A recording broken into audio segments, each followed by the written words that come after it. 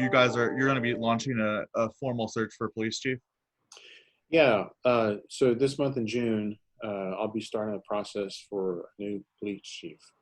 As you know, Stan's announced his departure. It's kind of working towards the end of the year to do that, and it will take everybody 6 months to find the right chief that's the right fit for our community and the right fit for the department as well. And so I want to do that very thoughtfully. It's not a sprint; it's a marathon. All right. Why have you waited till now to do this? Well, I signed a contract with our search firm a month or two ago, and it's just because of the COVID-19 response. Frankly, the whole thing got kind of paused, and we had other things that were more important. Okay. And so, would you be by the end of the year maybe to have one named or around there? Do you have a target date? Yeah, I think by the end of the year, in a perfect world, there wouldn't be an interim chief. I have no idea if either the assistant chiefs plan on applying for the position or not. I really don't know. I haven't had that conversation with them in detail, at least. But they're certainly welcome to. And so if they do, it makes it difficult to say, okay, you're interim or you're interim, because it kind of creates a competitive disadvantage. And I want to avoid that if I can.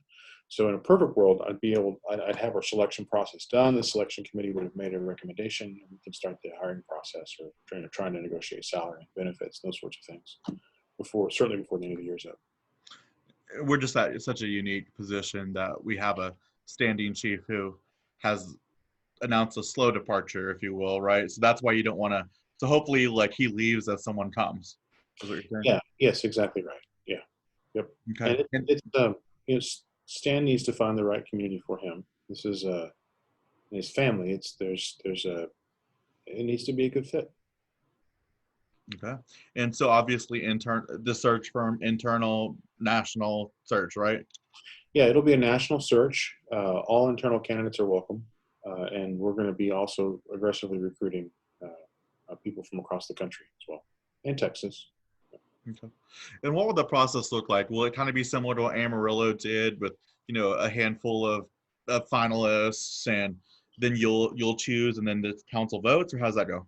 So the way the charter works, actually the way civil service works, is the city manager hires the police chief, and the police chief and the fire chief, because of the civil service statute, are both confirmed or appointed by the council. So they're hired by the manager and confirmed by the council. That's just the way the law is written, and so we'll obviously follow the law. But from a practical standpoint, I'll have a selection committee that will help me from members of the community, and I'm still in the process of determining who those members will be.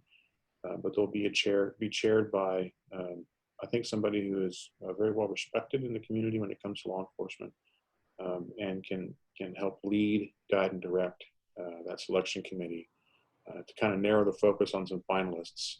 And at that point in time, I'll probably become more heavily engaged in the selection process. But I want to make sure the committee has an honest and meaningful role in that process.